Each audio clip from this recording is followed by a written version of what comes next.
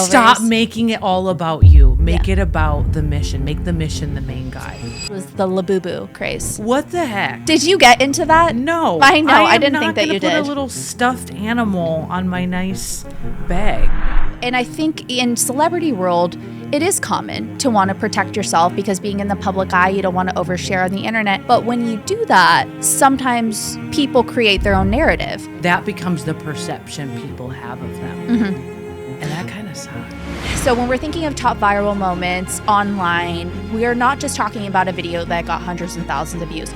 We're talking about moments that everybody was talking about. And I think, in my opinion, the number one most viral moment of this year. Hello, and welcome back to Called and Crowned. Today, I am joined by one of my best friends who is also a media expert. Yes, you are. Natitude, welcome to the show. Thank you for having me. Yeah. And Sunny. And Sunny is here. If you are not watching on YouTube, get on YouTube and subscribe and watch us. Because I'm gonna say right now, Sunny is very cute. She is very cute. She's giving anxious in the studio vibes, but she is a long-haired dachshund and her legs are about 1 inch. Aww. She gives a lot of serotonin and she sparks joy everywhere she goes. She sparks joy. And we were laughing that her and Hugo's giving extrovert and Sunny's giving introvert on set. Yeah. Yes. Yeah, definitely. And today we are going to discuss content. We're going to discuss what went viral in 2025.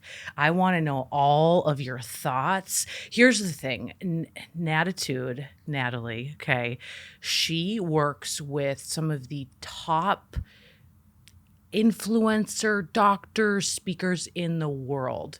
She has got a pulse on what is going on in terms of media, content, more than anyone I have ever known in my entire life. And so we wanted her to come on to dish all the things, right? Let's discuss. There's so much to talk about. Mm-hmm. And I think this was such an exciting year for media. If we're talking about Instagram, we're talking about PR, pop culture, podcasts. One of my absolute favorite things to digest at the end of the year is Spotify Wrapped. So Spotify Wrapped does their top artists, their top podcasts, their top episodes, and really just what people were searching for this year, what music they were loving, and everything in between. So Emily and I thought, what a great way to kind of dive into what was amazing in media in 2025 by breaking it down sector by sector for you guys. Because off the record, but on the record, her and I, we have just a very funny thread of different content that we send each other, things that make us emotional, pop culture that we stay up to date with, and everything in between. So I thought it would be really fun to start with the top viral moments of this year. Yes. And I'll kick mine off and Emily and I will play ping pong with this. Let's go. But so when we're thinking of top viral moments online, we're not just talking about a video that got hundreds and thousands of views. We're talking about moments that everybody was talking about. People in their 30s, people in their 50s, my grandparents. What was everybody talking about? And I think, in my opinion, the number one most viral moment of this year, Coldplay Kiss Cam. Oh, for sure. Coldplay Kiss Cam. I mean, even if you are not online, you knew about the Coldplay Kiss Cam. You knew. Yeah. And it's very interesting because obviously there was a lot of dynamics in between that, which, I don't think is very important to talk about in terms of virality. But the fact that it happened at a concert on a Kiss Cam in a moment where it almost felt a little like, was this PR? Like, did this really happen? And everything that flew out in between. And I don't know if you saw this recently, but the gal that it happened with, she did a big article. I saw that. In the New York Times. And what I saw was she did the article explaining I was separated from my husband. Right. He was separated. And I'm like, okay, that does make the blow a little softer, right? Right. But because people, I mean, my gosh, the threads were getting torn apart. But what she did say was it's been hard for her to get a job. Right. And, I think for me, and one thing that I was kind of thinking about, maybe not necessarily in terms of her as just like a normal human being, but her in her public image, I don't know if that's the move I would have made. You mean sharing that? With the interview with the New York Times. Yeah. I think if I was on her PR team, I think I would have had her do some additional things prior, because that was essentially, other than us being introduced to her from that moment, that was the second thing that we got from her. Yeah. Nothing in between. We did not see her in between, other than the announcement that obviously she was no longer with the company.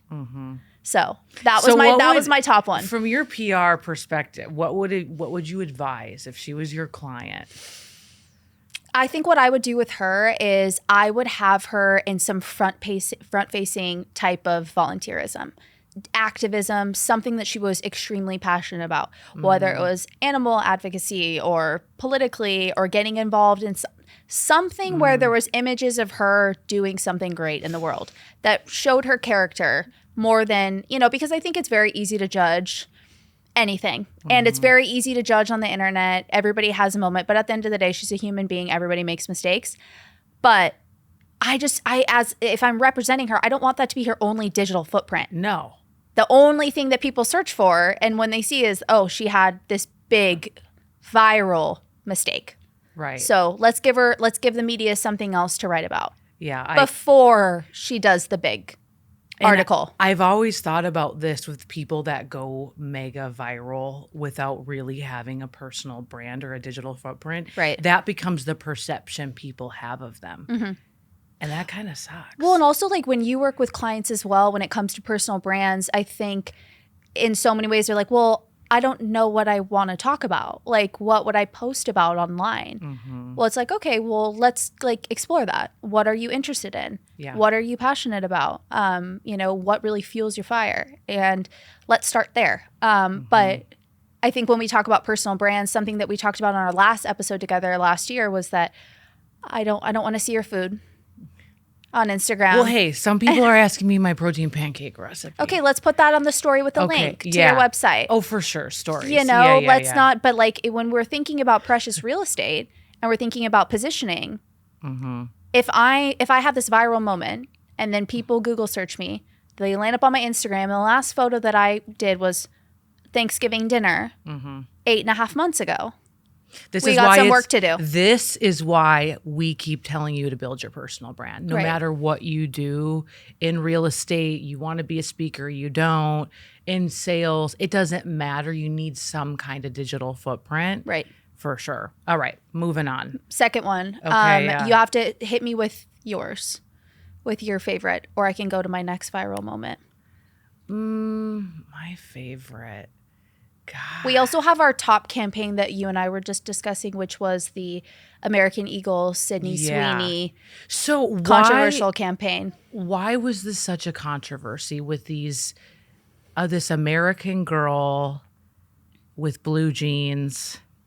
I think it was a larger alignment with other political ties.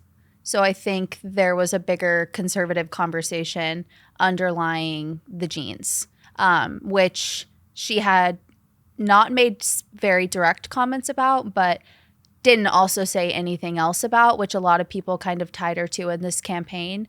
And I think it was very interesting watching the public perception of this, because she's had a very interesting year in terms of the public eye. Obviously, she's had a lot of incredible movie opportunities and big career opportunities.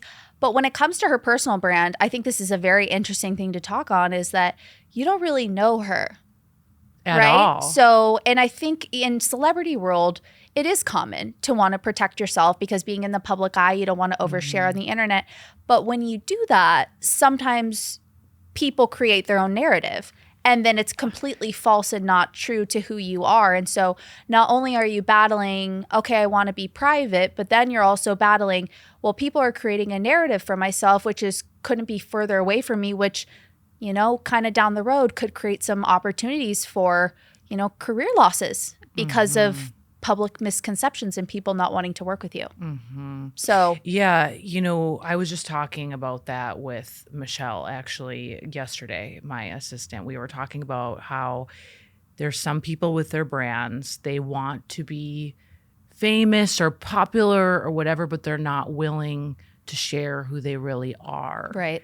And how we believe millennials and younger are like, can you please tell me your values? Can you, like, I need to know a little bit more about you in order for me to actually care.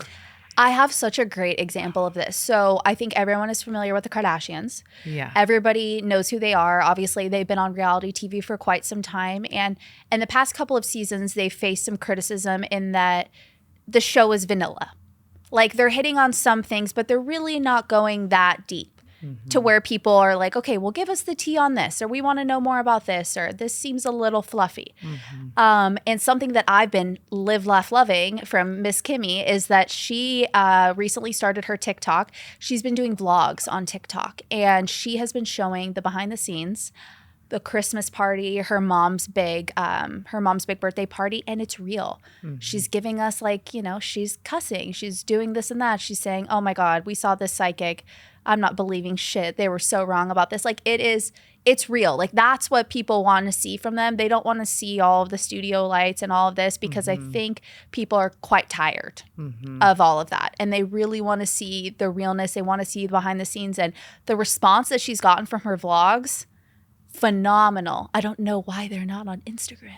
They should be on Instagram. Yeah, dang. But it's been really cool to see a more authentic approach to Kim Kardashian's real life. Everything in between. That's what people crave. Right. At the end of the day, they want to know the deeper, like, who are you really? Now, when it comes to longer form content, I think that's what we're going to be seeing more again in 2026, right. Don't you? Like, well, people want the long, they want, like, the deeper, okay, what are you actually doing today? Don't just show me little pieces of it. Right. And I think with Kim, some of the vlogs, they're like 3 minutes. Which is crazy to say, like, that's long form. But when we're thinking of like an Instagram reel or all of the trending audio, I mean, most videos, even if you're just posting an aesthetic video, it's like 8 seconds, 15 seconds. And in some of the brands that I've helped grow in terms of their Instagrams, I mean, shorter is better. In 2025, we saw that shorter was high performing. People were talking less to the camera more on Instagram. We saw a lot of those B-roll shots. We saw so much of the quote aesthetic with the ocean behind and the trending sound versus, okay, let's deep dive. Let me sit to the camera. Let me give you the tea.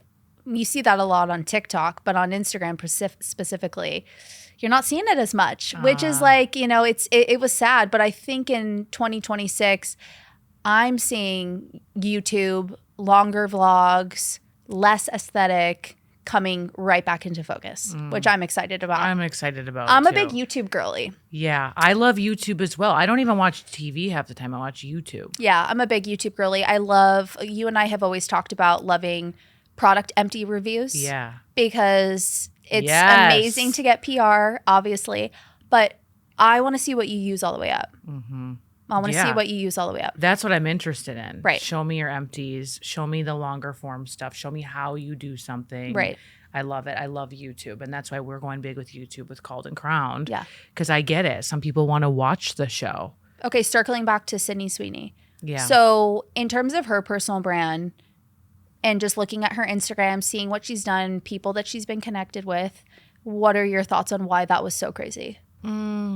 Here's my thing. I don't get anything from her, so I don't consume her content. Right. Because it's all, here's my movie, here's what I'm doing. Like, there's no value that I'm getting. So to be quite honest, any celebrity like that, I'm so disengaged because I'm not getting value. Yeah, you're like, what am I watching? Yeah, like I want to follow somebody that I every day they're going to slap me with a quote. I'm going to see a good reel. I'm going to see a soundbite. I'm going to learn, if it's a style girl, I'm going to learn how to put together. Now I'm looking for freaking pregnancy reels of how to dress the bump. You know, I want value. Right. So for me, I glance. So I think I'm the type that I'm looking at it, but I'm not going so deep with her because there's not a lot to go deep with. She's not giving me a lot. You know what's so interesting is that during COVID, she had a series. I believe she was working with Ford as a brand sponsor, and she was fixing up a car. I think it was a Bronco or something. And she's quite handy, which I thought was so interesting about her. I was like, wow, that's really cool. She likes to work on cars. I also found that she's also quite athletic. She grew up in a very athletic household, which I was like, that's really awesome. And so I was like, oh, that's quite interesting about her. But I knew that about her back in like 2020. And in watching Euphoria, consuming some of her work, I was like, wow, it's a really cool breakout role for her. And was excited to see with the new platform that she got what she was going to do with it. And unfortunately, in 2025, I was also unimpressed and unengaged. So be interested to see if I was on her team and I was working on her social campaigns and I wanted people to get to know the real her. I think I would hone in onto some of those things that she's excited about and tap into those as different types of brand sponsors. Other brands that she worked with this year, I believe she worked with Laneige, which is that lip, that amazing lip butter mask that you and I love. Yeah, we love. I live, laugh, loving that. And but then there was like a couple things that seemed very off-brand for her. I was like, you're kind of like a guy's girl.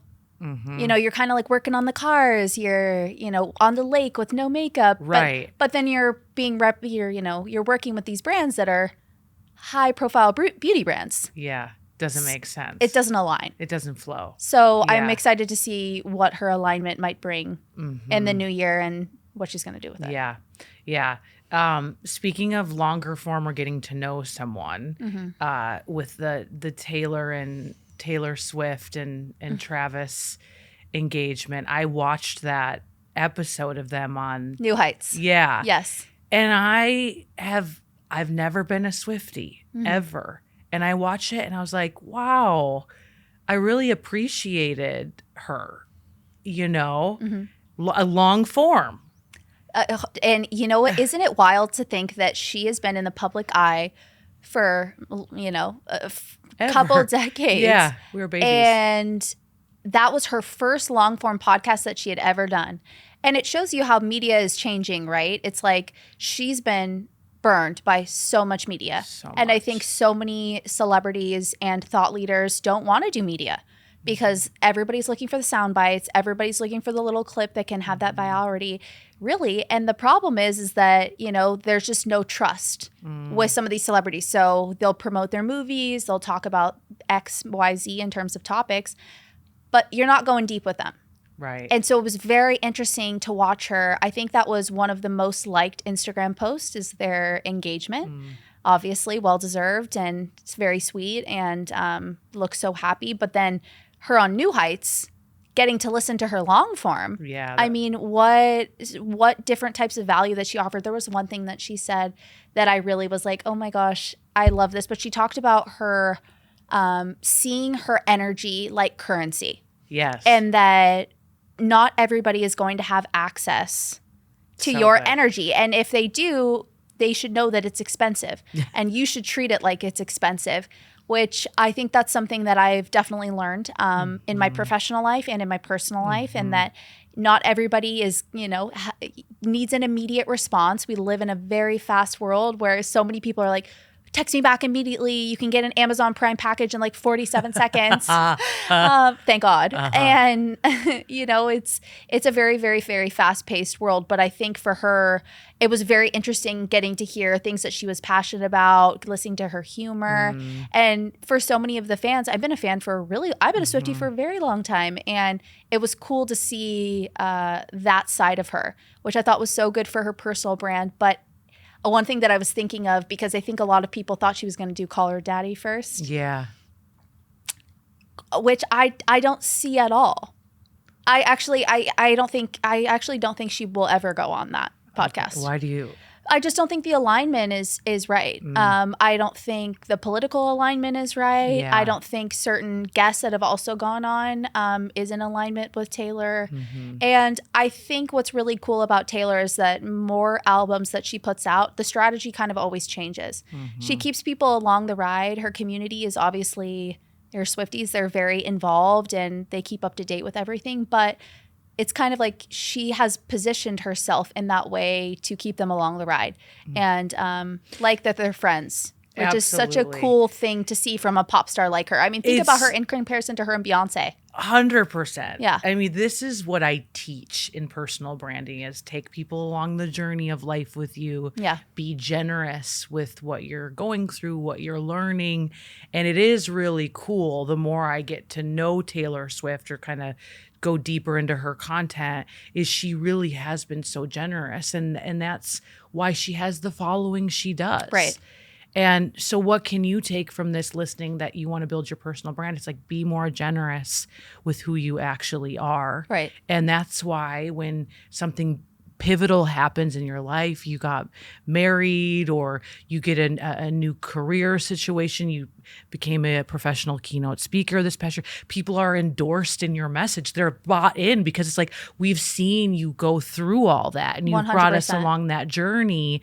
And so now when she finally finds love and she's engaged, it's like, we're like, yay, we're happy for her. And she's been singing about it since, Ever. Love Story. Yeah. I mean, it's like, and to see somebody that, you feel as like so connected to and you've related to in their music. And like you said, they're sharing their life. It's so exciting to see. But like going back to the Beyonce comparison, I think of Beyonce also having her very loyal fan base that I believe it's the Beehive, right? I think it's the Beehive. But they're also very, very involved in her life. But think about the way that Beyonce connects with her fans versus a Taylor. And I know it's, pop stars to pop stars, even Ariana Grande. Yeah. Those are a couple of mega stars. And even, I wouldn't consider Lady Gaga in this bucket, but Beyonce and Ariana are much more private in terms of their personal life versus a Taylor or even a Gaga. I mean, a Gaga has been very open about some of her struggles, I believe, with fibromyalgia. Yeah. And a lot of mental health along the way, which she's been open and has connected with her fans about and has put it in her music and her art.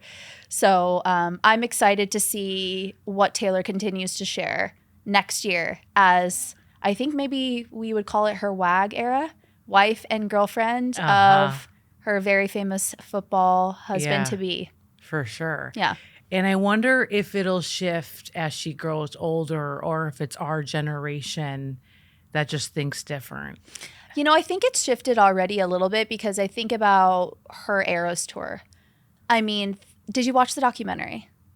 Little bits. Okay, so there was a 6-part documentary on Disney Plus, and I loved the documentary. I thought there was so much of Taylor that we got to see behind the scenes. And I think that's one thing that a couple of celebrity documentaries do really well. We talked about the Ralph Lauren documentary, which was unbelievable. I loved the Ralph. If you watch that was the highlight documentary of this year, I think, for us. Yeah. But Taylor's was high. One. It's an old one, but Taylor's was really high as well. And I think with Taylor, you got to see Taylor going to go visit families of, whether those were sick children, whether those were children of families that were murdered, and just a lot of real life things. And you see a pop star, but you don't really see how it impacts them, but you see how they have to continue living their life despite those things. And you got to see somebody that cares deeply for her fans, just like she did when she was 15 and she had 100 of them in a bar in Nashville. So to cool. Stadiums and stadiums. So cool. Yeah.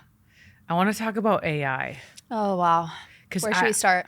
AI freaks people out. First of all, I saw this reel yesterday with a gorgeous magazine in an airport, and this woman was analyzing it, and she was showing the credentials of, typically you look like who shot this ad, and it was all AI, and it was like the top skincare or plastic surgery tips of 2025 done by an AI model, not even a real woman. And what's even crazy is that there were so many modeling agencies fighting over somebody that wasn't real. Wait, what? Yes. Isn't that insane? Not even a real person. I was joking with Grady. I was telling him, I was like, babe, look at this rabbit. Look at this rabbit in this dog. He said, babe, I love you so much. That's AI. And I said, what's real? What's real? Isn't that insane though? But I think there's going back to, I think video AI is a big conversation and the way that we're going to see that in social media. But I do think as a content creator, And as somebody that, is interested in creating on the app and also advising brands, there's such a great way to utilize AI, whether you're using ChatGPT for helping you come up with more diverse captions, more emotional captions, helping you with content planning, helping you stay a little bit more focused and aligned on your content schedule, even helping you come up with like different ways to say very similar things. That's something that I see a lot with people that I coach, and that they're like, well, I don't know what to post. Right. And I'm like, okay, so let's get the frustration out of the way, but then let's come up with 100 of the best things that you've ever said. So this can be, if we're thinking of a doctor and maybe they treat depression, it's like, okay, give me all of the emotions from somebody that you hear that is struggling with depression, and let's find a way to talk about them, what they're experiencing, how you can possibly treat it, what it might look like in an adolescent, what it would look like in a teenager, and let's slice those up into like 100 30-second to 60-second videos, and you have content for over a quarter. See, that's brilliant. But I think what's kind of hard is that when you're thinking about it yourself, because you're so close to it, it often comes across as you shut off. Right. You're like, I don't even know what to say, or I don't even know what people are interested in. And I think what we saw on Instagram a lot this year, which I really loved, is that people are taking audience feedback, like your surveys, asking your story and your following each week, like, hey, what are you guys really liking from me? What content do you really like to see from me? What do you want to see more or less of? You can ask them on a question box. You can ask them with a poll. Right. It's a great ritual to do every week. And it's been so helpful. You can also, I think when you're content planning, you can also have filler content. So you planning how many, say you want to release 30 videos a month. That's great. But if there's timely things that are happening like you and I talk about, it's also great to be able to sprinkle in some filler content. For sure. These could be questions taken directly from that survey, that you're just directly speaking to your girl or whoever it is that's following you, and potentially, hopefully a potential, customer of your product. That's so good. I think where people are going wrong, at least I see this on Facebook a lot and a little bit on Instagram, is they're using AI generated photos that it's them, but really not them. Like there was like this candy cane viral. I'm like, what is actually happening right now? Because here's what I will tell you. When I see a photo of you that is from AI or it's been photoshopped to the nth degree, I scroll past, because to me, it's not art. It's not real. I don't care. Right. So subconsciously, I don't even pay attention to you. And when I see a lot of posts or content where it's clearly AI wrote it, where it has that line, it has the 3, you can tell when AI is writing something. It has the 3, I'll give you 3 parts, and then it has the dash, I scroll past, I can tell that you're not writing it, or that's not even you. Right. And so I think what you're getting to is, let's use it as a resource. Let's use it to make us better, but then put your own zhuzh on it, your own twist, your own tonality. Don't just copy and paste. It's like turnitin.com. Do you remember turnitin.com from college? I didn't go to college. Oh, that's okay. Okay, I'm going to hit you with something. Yeah, turnitin.com. I want to use that. This is a trigger word for people that, had to submit their essays and whatnot. But anyways, turnitin.com is basically like plagiarism. It's a plagiarism alert and for your citations as well. So like if you copy and pasted something from ChatGPT and whatever, and you turned it in, you have to put it through turnitin.com and you have to submit it in class, and you're going to get flagged for plagiarism if you don't cite your sources correctly. If you're copy and pasting an essay that somebody wrote on the internet, like it's going to pop up there. Everybody's doing that. If you're doing that with your captions on ChatGPT, you should use ChatGPT as an enhancement. So I think a great way to start doing this year, which would be really helpful, is that, hey, I want to write 7 captions this week. I'm going to be talking about X amount of my products, but I want to have 2 emotional ones. And I'm going to write down my emotional story. It's going to be maybe like 4 sentences with a call to action or a reflection moment at the end. You write them yourself, and then you can run them through ChatGPT and just say, hey, check this for spelling, check this for grammar, and add a really emotional reflection moment at the end, and try that. But there are really cool different prompts that you could use to help yourself become a better writer, and also kind of just reflect on what did really well on your page. Sure. I think one thing that I personally would like to get better at this year, and I'm going to work with my team as well, is that it's great to post your content. It's great to get those 30 posts out. But how frequently are you actually looking back on those posts and being like, how did we do? Right. What were people loving? What didn't do as well? And what can we learn from that? Instead of just being so focused on, I have to create all these things and whatnot, instead of being like, okay, what actually did really well? And how can I repurpose that and repost that with something new and timely? Or how can I make that a different cool content series that people would really engage with? Because obviously the topic is hot. Yeah. And so that's something that I'm really loving and I would like to see more of in terms of kind of growing personal brands on I love IG. It. And I think a really good question for all of us to ask ourselves is, what do we want to get out of social media? Like, what are we trying to achieve? What's the purpose behind it? Right. And a lot of us need to make money. Whenever I'm coaching women, I'm like, it's okay to say, like, I need to make some dough. I need this to convert, right? Well, then it's zoning in on whatever that niche is and talking about it a lot. Right. So you become an expert in it. It's like if you want to be a speaker, but I never see any speaking videos, man, I don't know if I can trust to hire you to come speak at my event. Okay, so you're bringing up a really great natural progression point for us. So I want to talk about brand deals. Okay. So brand deals, this is something that I've heard so many people talk about online, like, how do I get a brand deal if I don't have an agent, or I'm not with an agency, or I don't have 105 million followers? Like, how am I going to get a brand's interest? And it's exactly what you just said. Well, if you want to, get PR from the beauty industry, or you want to be invited to different types of events, but you're not posting anything that you're using, you're not doing an empties video, you're not doing a get ready with me, you're not sharing your products, then it's like, why would I send you free products? Why would I invite you to my beauty? So I think a great goal for 2026 to start this year is that, okay, write down your brands that you want to work with. I'll give you one of mine. Yeah, tell me. Okay, I love Dyson, obviously. Who doesn't? But not what you think. It's not the hair wrap. It's the Dyson vacuum. Whoa, and that's the hot. reason I love the Dyson vacuum is because, as somebody that uses a chair to get around, it's very light, it's cordless, has great battery powered life, and I could use it anywhere. And it makes me feel good because it's something that I can do. I don't have to ask for help. Oh, that's so cool. And you know me, Yeah. I'm a clean girl. Yeah. But I need to create some content with it. I need to show a day in the life. I need to show my weekly resets that I do in my house.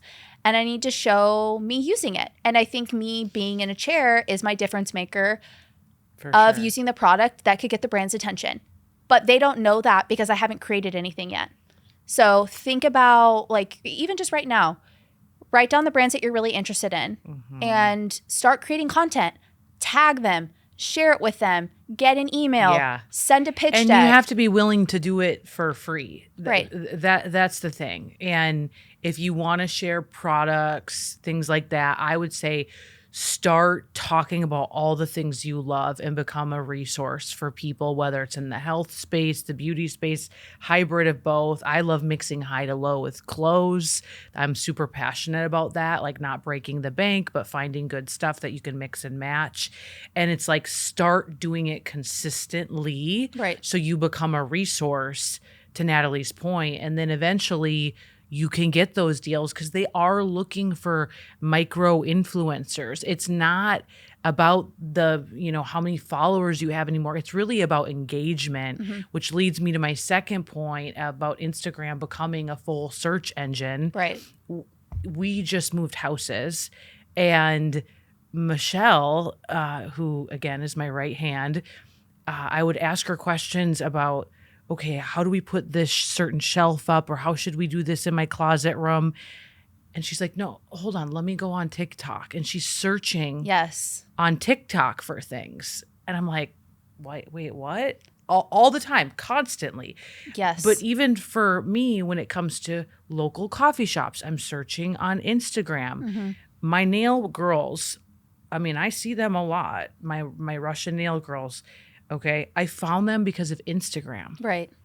It's a search engine. So how can people like me and you utilize that? Well, I think in a couple of ways. I also use Instagram as well for places that I want to travel to, or TikTok as well. There's such a community for authentic content really on TikTok, on like, come spend a day with me in Dublin, Ireland, and you're doing the sites, and you're getting to see the drinks that they have and the coffee and the hotels that they stay in, and they're taking you along the ride, right? And I think for your brand, your personal brand, or your business on Instagram, it's like really niche down and be like, okay, if you're a dog grooming company and you're like, how can I be different? There's this brand, oh gosh, I'm totally blanking on, that does such a great job of this. Oh, Lala Cafe in LA. Oh, yeah. Yeah. So they have their gorgeous, yellow cups, and Yes. obviously a lot of influencers, and everybody posts about it because the cups are quality. But one of their big brand pillars is kindness. Oh, yeah. You go in and they shower you with kindness. They shower. It's like, it's giving Chick-fil-A. It's Yeah. giving, how's your day? I love you so much. You look amazing. I'm like, I love you guys. I know. Keep going. When I was single, I'd go in there and just like milk it up. I was like, talk to me. Yeah, please. I need this. Yeah. Keep going. But with Lala, they also have this great series on TikTok and on Instagram, and they just shout compliments at people. And it's random and it's off the street. I remember there was this one guy, and he had such a sweet smile. And they were like, hey, you. And he just stopped, and he's like, you're kind of startled. He goes, you're killing it in that blazer today. And his face and smile. But it was just, it was so beautiful. And it wasn't about coffee, and it wasn't about selling something. It was about an emotion. And obviously you see the account it comes from. So it's like, it's from Lala. But it's shareable, and it's viral content, and it's something to kind of think about when you're thinking about your brand and you're thinking about niching down and getting creative. You don't always have to be selling to a camera. Right. You don't always have to be, hello, today I'm going to be talking about, like, get creative. Yeah. Think about the emotion behind why people buy, it's that amazing product that you gave me. It's the Tao Tao. Yeah. The Tao Tao, it's a moisturizer with beef tallow, correct? Yeah, beef tallow. Yeah. Amazing. Yeah. Skin was glowing. Giving everything. Everyone needs some beef tallow. Everybody needs some beef tallow. Yeah. But one of the reasons why that brand was so great was because the founder's story was really impactful, and they struggled with dry skin, and they talked about not 100%. feeling, their best, but using that product really helped them kind of unlock this version of themselves. So what emotions can you get behind why you do what you do, and put it into content and watch people connect with your brand even further? Yeah. And as a creator, how much more clear can you be about your mission, your message, and really articulate that? Like, tell the stories behind whatever it is you're selling, whatever it is you're doing. Again, even if you're a speaker and you want to speak on a certain subject, well, you better show me that you're the expert at that. Right. And why should I care? Why should I endorse you for that message, right? Another one I just thought of, because I did it last night, I searched pregnancy chic outfits. Slay. And this is just on Instagram. And it's like, I found a girl, like, okay, cute. She dresses the bump good, followed her. And then I was on her like to know it last night. I'm like realizing all this as we're sitting here right now. Right. Now I'm following her, complete stranger, but now I'm going to start following because we're on a similar path right now. And she's giving some value because she's, 30 weeks pregnant, and she's been there, done that. Right. And so it's like getting more specific. Yes. So do you believe we have to hashtag still, or no? No, hashtags are actually, that's a great question. Hashtags are actually going out of Instagram. So in terms of keyword searching, you don't have to use hashtags, but you want to make sure that you're using the right keywords. So if you're talking about, comfortable pregnancy outfits, you want to make sure, I'm loving this bump suit from Skims, or I'm loving this shapewear, or whatever it is. And you want to make sure you're using your name. So obviously if your handle isn't your name, or whatever your brand is, it's like, let's get really clear and concise on if people are searching for you and they're searching for those types of, information and content, that you're popping up. Nice. Yes. Nice. Okay. So we need to get more clear. We need to teach. Yes. We need to get more specific. Yes. And I would say that when it comes to this time of year, it's perfect to revamp your content strategy, don't you think? 100%. Give yourself, so like if we're talking about 2025, look at your insights. You can do that by just going to your insights on Instagram and looking and seeing, okay, what posted the best? How long were they? What was the topic? Was it a video? Was it a static image? Was it a carousel? What are some of my stories that did really good? Yeah. What do I have highlighted on my page? Should I give it a little revamp? Should I delete some stuff? Your highlights should be an area for you to talk about your most like popular things right now. It shouldn't be like Christmas from 2019. Right, because you want to like save it. No. That nobody cares. Nobody cares. Yeah. Well, this kind of like transitions us into some of the top stories in Vogue business. Yes. Of this year. And one of the most highly talked about acquisitions, Hailey Bieber, Miss Road Beauty, making its way to be acquired by e.l.f. for not $1 million, but $1 billion. Holy moly. Do you think this was a good move on her part? Initially, financially, of course. Yeah. I mean, let's be so real. Financially, of course. I mean, I'd take that, Billy. You and your baby could ride off to San Tropez in the sunset. Just like, but I automatically go back to Kylie Cosmetics. We talk about Kylie Cosmetics before the pandemic. I mean, her brand was the tits. Everybody wanted those, explosive. Those exclusive collections. There was such scarcity marketing. You couldn't get your hands on it. The resale market was crazy. That the campaigns were great. I mean, everybody, and the products were great. The lipstick stayed all day. Very good, very good. They didn't give me her size lips, but the lipstick stayed all day. Right. We love that. And so, but then obviously with selling her brand, it's like, okay, now you kind of see where it's at, which is not what it was. And her stepping a little bit away from the brand. I think in the last year, she's gotten a little bit more involved. I've seen more posting. And do you think it's because of some of the backlash and people are like, hey, it's not the same, and some of her cult following has, had a little bit of an uproar, so she's gone back to the brand? Or do you think that was a part of the agreement? I think it was... I don't know. I think in terms of the agreement, I think in the press release it was that she was going to be still quite involved. But you don't see that. Right. You don't see that in the brand. You're not seeing timely new things. You're not seeing anything like fun and fresh that you need to have. You're not seeing the products sell out. You can get the products at Ulta, and even the products at Ulta, they look tired on the shelf, and the shelves are stacked. So, and also you have to consider, in the beauty space, I mean, think of all of these like timely beauty trends and things and products that are coming out and people coming in and out of Sephora and all of the things. If you want a product to last, it's like, you got to give me a reason to come back because you know me, I love a lot of beauty products. I'm constantly trying new products, but there is only a handful of ones that I'm going back to. Repeat. And I'm repeating and I'm repurchasing. But I do say, going back to Hailey Bieber's brand, very fascinating to see the social strategy, right? Because I think of Hailey Bieber and think of the trends that she started this year. The clean girl trend. I love. Right? The slick back bun, Yeah. the very and then you think of the glazed donut skin. Yeah. You think of the really glossy, almost like slugged face going to bed and then waking up really no makeup, glowy skin. The nails, the glazed donut nails. The glazed donut nails. I mean, she's Yeah. created so many interesting trends this year that far surpassed the brand. I mean, people are doing it with different products, but one product that she created with her brand that is going to stand the test of time because it is a product that it's a universal product that everybody could use, whether you're doing traditional skincare or you're doing makeup, which is her Rhode Glazing Milk. I can't remember if I've given you mine to try. If I haven't, I need to give it to you. But you basically, swear by this? I swear by it. It's so phenom. You know me. I'm a really hard critic. You actually are. I'm a very hard critic. Yeah, yeah. But I have dry skin. But I love a no makeup, but I also love a very just like glowy skin look as well. Yes. It's great under makeup, but it's also great on its own.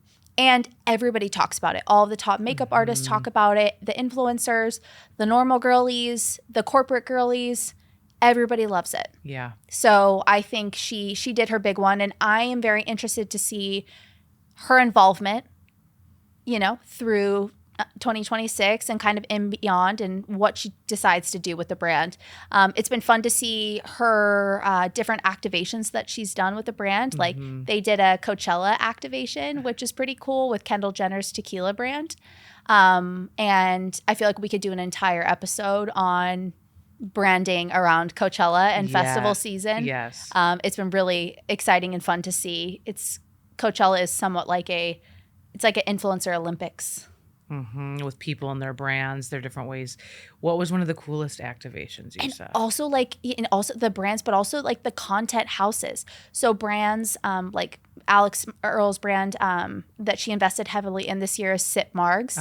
It's a canned kind of like seltzer for margarita. It's really tasty. But anyways, they had a whole house that they bought, and then they invited all of her friends to create content in that house all of Coachella week. It's a really fun way to see that. And then you see that as well with some of these viral trips, like the Tarte viral trip, which Tarte has had quite a year in terms of their brand and what they've done, but they've really leaned into that influencer strategy. That's like Refi Beauty, same thing with Jess Hunt. Yes. She took everyone to, I don't know, some tropical location. It was influencers or her staff, correct? Influencers. Yes. Yeah. Yeah. It's brilliant because you're building the community. Right. And then you're getting them to take content, and right. It's genius. Yeah. So but Hailey, going back to Hailey and Rhode, big one with the billion. I'm excited to see what she does. And I do believe that unlike Kylie, she will still be involved. Okay. She will still be involved. But I do think this is I see for her in 2026 maybe a dip into acting. Really? I'm giving a dip into acting. Really? Mm-hmm. I don't know. I'm calling it. I see Miss Girl hitting the screens. Okay. With that beautiful glazed face. I mean, do you think she'd be good at acting? Well, I guess I would never know. I don't know. But I just feel like she's like, I don't know. I see her being the girl that likes to get uncomfortable. Yeah. Is not scared of doing something a little different. Yeah. And obviously has faced so much criticism for the way that she breathes. Yeah, basically. And her husband. Yeah. But I'm excited to see what she does with the brand. And then I think that takes us to number 2, which was some of the top things that people had on their bags, which was the Labubu craze. What the heck? Did you get into that? No. I know. I didn't think that you did. I'm not going to put a little stuffed animal on my nice bag. Okay. I don't understand this whole situation. Okay, so I'm going to push back on this. I did get in, not to the Labubu trend, but the Jellycat trend. Jellycats are a really, like, they're kind of like, what's the word for it? Like, remember Beanie Babies? Of course, I had Princess Diana. I had every Beanie Baby under the sun. Slay. I hope you saved that. I could probably sell that for like $5 million. Let's go eBay. Yeah. Hundreds. Okay, anyways, Jellycat is like the modern version of Beanie Baby. But they have like cute little keychains. I got this like cute capybara keychain and I put it on my Louis Vuitton bag, unfortunately. And it's still there. And I love it. See, I feel like you would be cute with that. But I feel like if you know me, you know that I'm like a massive animal person. Yeah. And you're like a pop girly. Big time. But I never got into the Labus.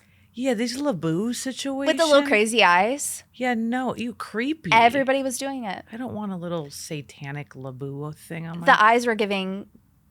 craze. Yeah, that freaks me out, dude. It's so that can be out as fast as it was in. I think it's out. Gross. Laboobs are canceled, but not into it. But we're not taking that in with us. And then the last one from Vogue Business was the luxury face. So 2025 is the year of the luxury face, and I think, especially where we live in California, we are obviously.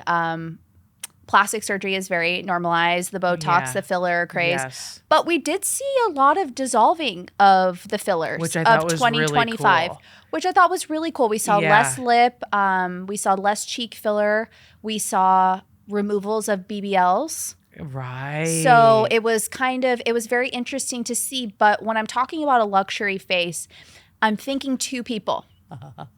I'm thinking Lindsay Lohan. Yes. Lindsay Lohan had a massive 2025. And I mean, look at her life. She moved to Dubai, kind of got out of the Hollywood public eye. She had some great movies, but she looks incredible. Yeah. The skin is giving. Do you think it's because, it's though, everything. she was stressed on some drugs, all that? I mean, 100%. But then it's like we do some lasers, get a little zhuzhing. Is it a little, like, what are those called? Those, like, thread facelifts people get? Oh, yeah. I don't know exactly what the word is, but it's something.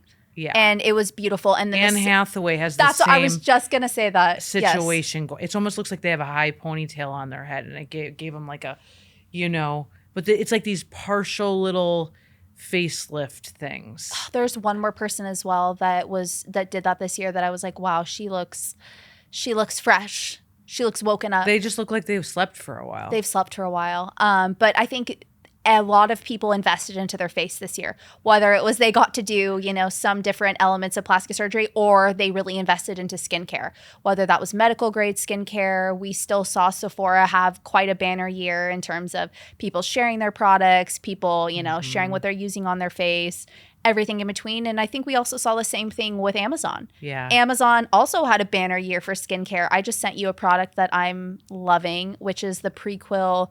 It was like the peptide glazing fluid, very similar to the Rhode one. Yeah. Under makeup, phenomenal. Before bed, phenomenal. Do you think the no makeup dewy look is going to stay? Are we turning back into a lot of makeup again? Oh, I think we're turning back into full glam. You do? I'm thinking that 2026 is going to be the year of people are going back to glam. Are you serious? I think eyeshadow is going to be coming back. I think a full beat will be back. Unfortunately, because I love a no makeup too. I like the dewy look. I love a dewy face too, but I think it's going to be, we're going to matte and we're going back to glam. Okay. You love a full glam though. You really kill a full glam as well. But it's like every once in a while. My everyday I would like to be dewy and glazed. Yeah. All right. Personal brands will matter more than niches. Yes. What do you mean by this? Yes. I think that when we're talking about personal branding, I also, when we're talking about filling our feed, I also want to know things like that you're doing that maybe aren't necessarily so tied to your business. So like, for example, we gave the Lala exercise and the content idea, but what are different ways that you could kind of show your creativity with your content that maybe isn't necessarily like a static image of a bottle that you sell or a different way to do that? I think people get sick of people selling. You're promoting. Right. I wish so bad I could sit with Tony Robbins and be like, let's try some of this content stuff, because I deeply respect him and he's clearly an expert at what he does. Right. He's changed my life in so many ways, but there's so much more that I feel like, can you just share this with me? Okay. Can you, it's all facts. It's all, do you know what I mean? Well, and also like because we've both gone to his conferences and events and obviously read his books, listened to his podcast. There was one episode that I listened to this year, and we haven't gotten to podcasts yet, but one of my favorite podcasters this year is Theo Vaughn, which is interesting because if you know me, he's not really my demographic by any means. Live, laugh, loving him. I think he's he is hysterical. I think he is so funny. But here's the thing about Theo that I think he does really well, that he can definitely teach Tony on this. First of all, him and Tony had a great episode this year. I loved where it. Theo got very vulnerable and he shared some of the things that he's struggling with, and Tony kind of coached him. And it was a great human to human moment, but Tony really shined and so did Theo in his vulnerability.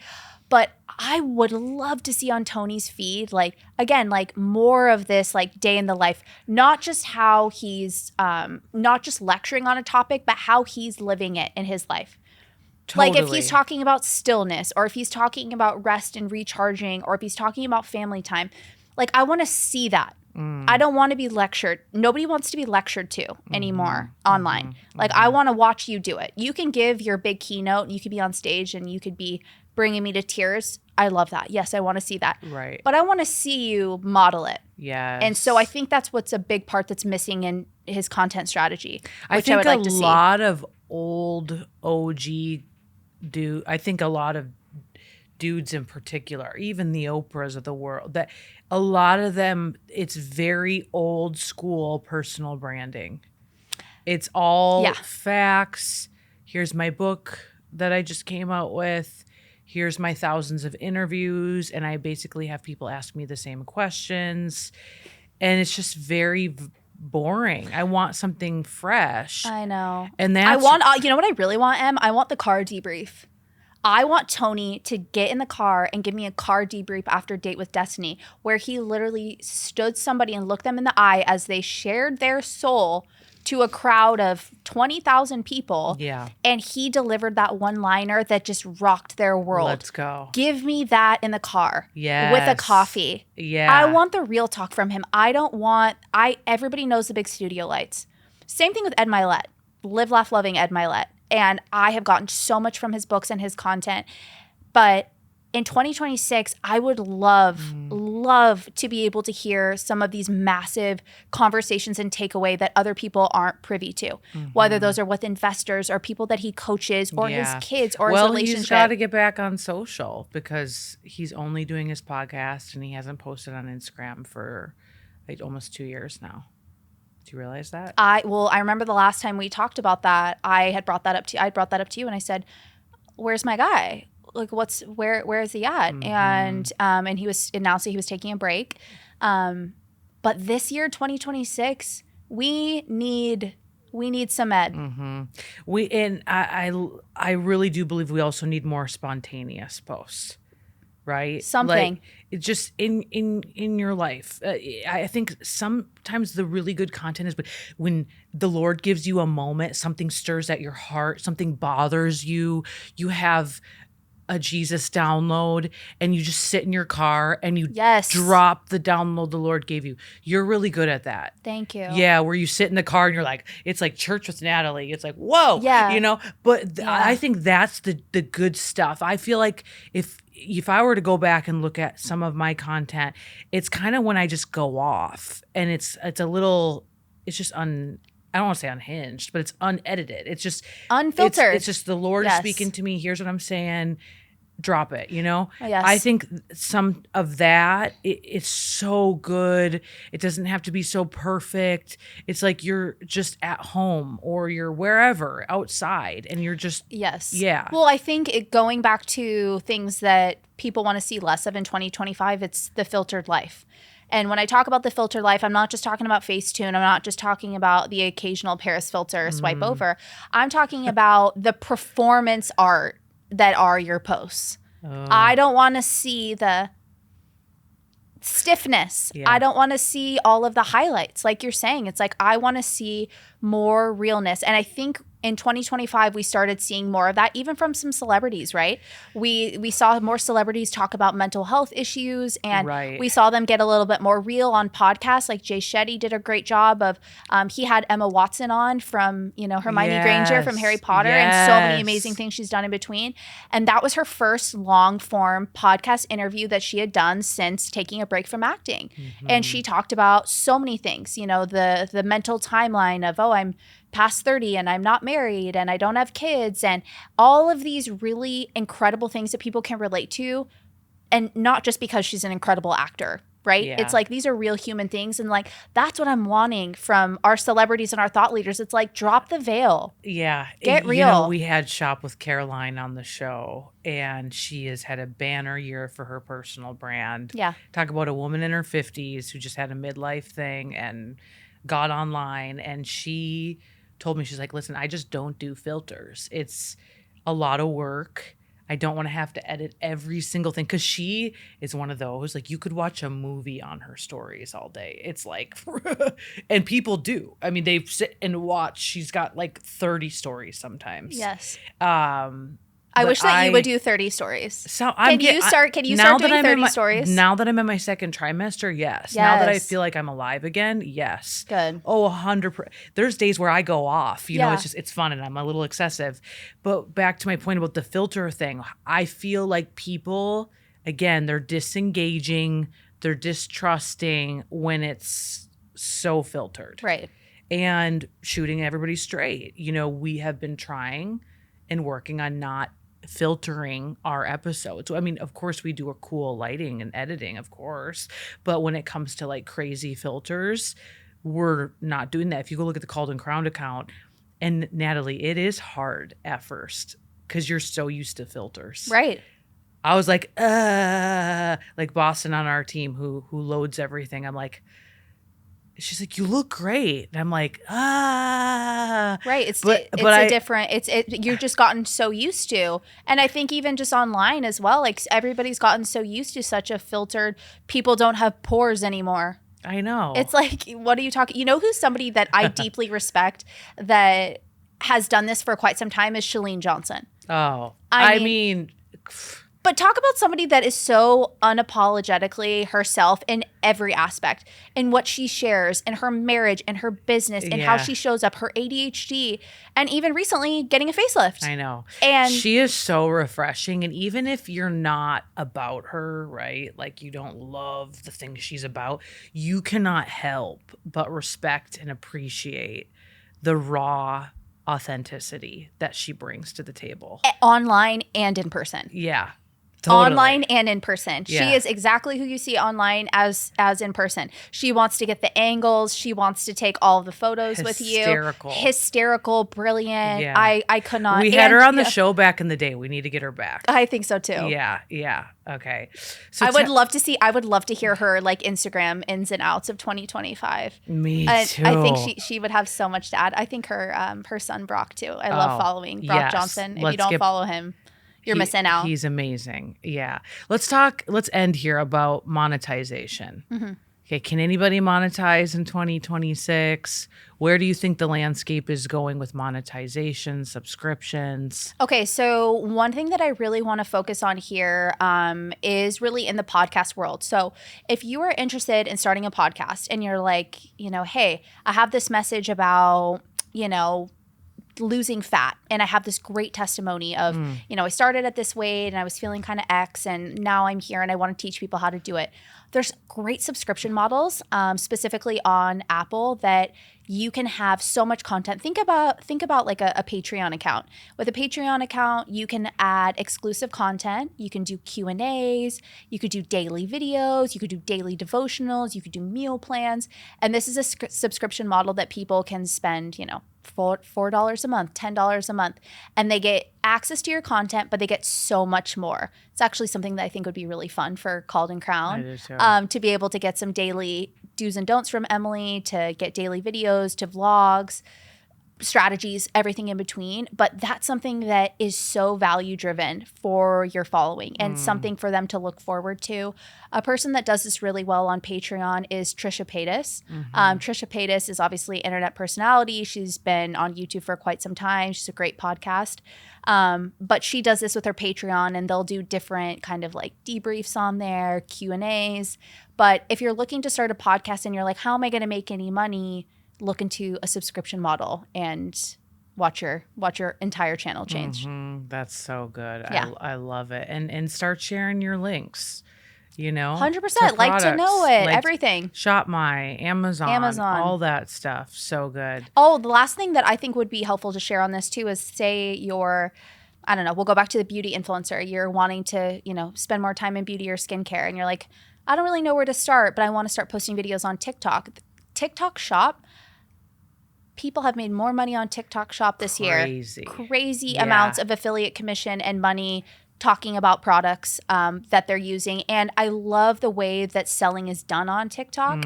You're going to see a lot of live selling, I believe, in 2026, which is very popular over in Korea and Tokyo, where it's kind of like QVC, right? I mean, my dream is always to be on QVC. QVC is still I She's could still sell that girl. an air fryer. Yes.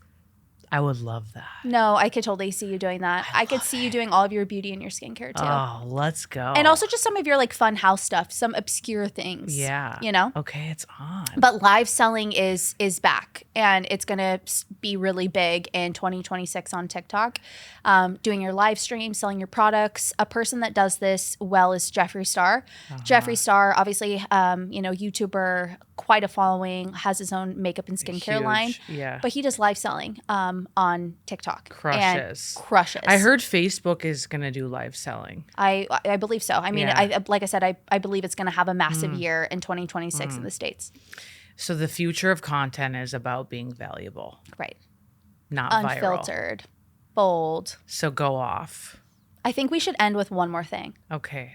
Because I know that you and I have talked about this in great detail when you had to shake me a little bit. Oh, Rightfully so. Yes.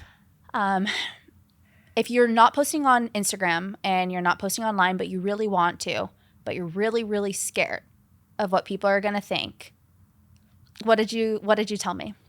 To get over yourself. To get over Stop making it all about you. Make Yeah. it about the mission. Make the mission the main guy. Right. We get so selfish, so self-centered, so self-absorbed.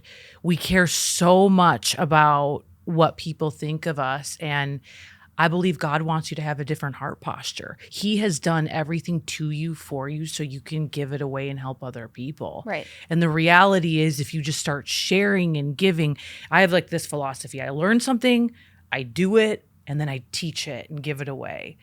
And when I do that, I actually gain so much fulfillment. Right. It's like, oh my gosh, you would have thought I won the lotto, and I'm just sharing and teaching. But that's what we're meant to do, is just get over ourselves. And it just takes a bad day for you to get in your head. And it's also not that serious.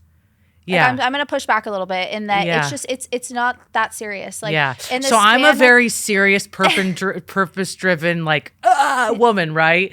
But there is elements that it's not that serious. And also, like, we're not doing brain surgery. That's true. Maybe one day, you never Yeah, know. well, but not me. but also like but with things like, I think a lot of people talk about like cringe, or like, oh, posting online is cringy, or this is cringy. But you know what I think is cringy? Not trying.